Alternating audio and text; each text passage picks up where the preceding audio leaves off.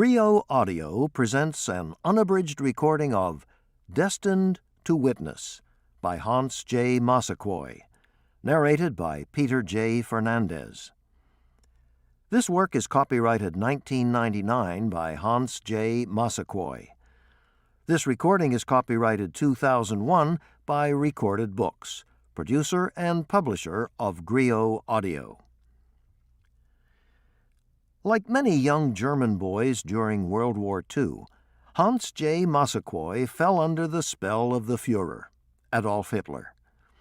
But when Hans tried to join the Hitler Youth Organization, he wasn't admitted. Why not? Because Hans was not an Aryan. Hans was black. And as the power of the Third Reich grew, he came to live in constant fear of the Nazi ethnic cleansing policies.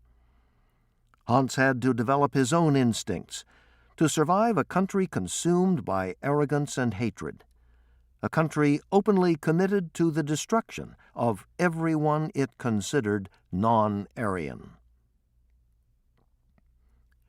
And now, Destined to Witness. Prologue. To write of oneself in such a manner as not to incur the imputation of weakness, vanity, and egotism is a work within the ability of but few, and I have little reason to believe that I belong to that fortunate few. Frederick Douglass. I could not agree more with the above sentiments, expressed so eloquently over a century ago by the great abolitionist in the preface to his autobiography, My Bondage, My Freedom.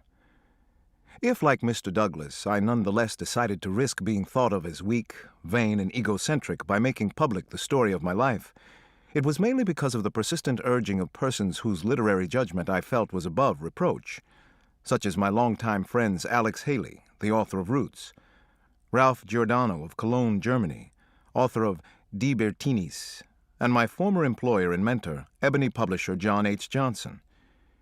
Each convinced me that my experiences as a black youngster growing into manhood and surviving in Nazi Germany, an eyewitness to and frequent victim of both Nazi racial madness and Allied bombings, followed by my years in Africa, were so unique that it was my duty as a journalist to share this rather different perspective on the Holocaust. Alex felt that because I was both an insider in Nazi Germany and paradoxically an endangered outsider, I had a rare perspective on some of the Third Reich's major catastrophic events. He also urged me to record my equally unique experience of finding my own African roots. 4 fundamental aspects set the private hell I endured under the Nazis apart from both the pogroms suffered by my Jewish compatriots in Germany and from the racial persecution inflicted on my African-American brothers and sisters in the United States.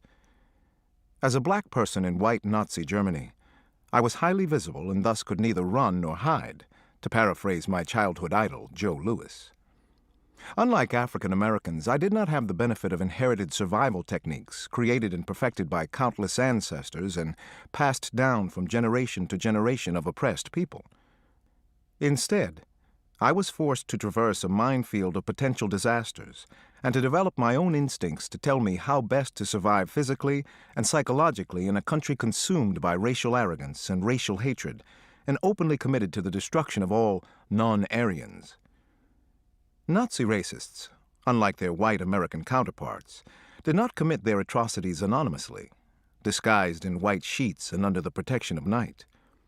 Nor did they operate like some contemporary American politicians who advanced their racist agendas by dividing black and white Americans with cleverly disguised code words about unfair quotas, reverse discrimination, and states' rights.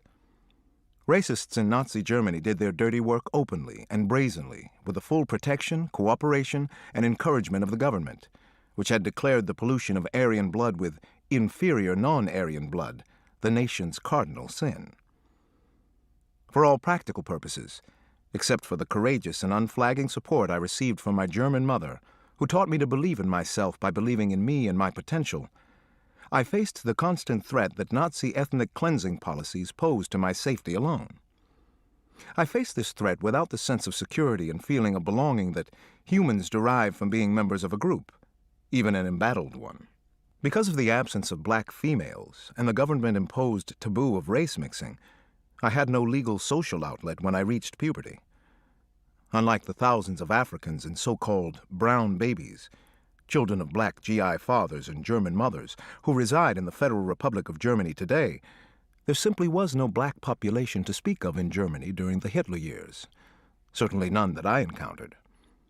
Not until long after the war did I learn that a small number of black Germans, the tragic so-called Rhineland bastards, fathered by World War I French and Belgian colonial occupation troops, were exterminated in Hitler's death camps.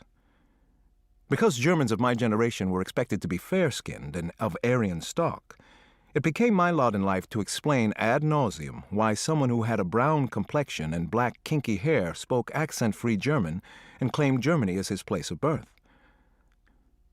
So let me state here once again, for the record, that I was born in 1926 in Hamburg, Germany's second-largest city, because my grandfather, then consul... To keep listening to this audiobook, I've left you a link in the description so you can do it, at no cost thanks to Audible's 30-day free trial.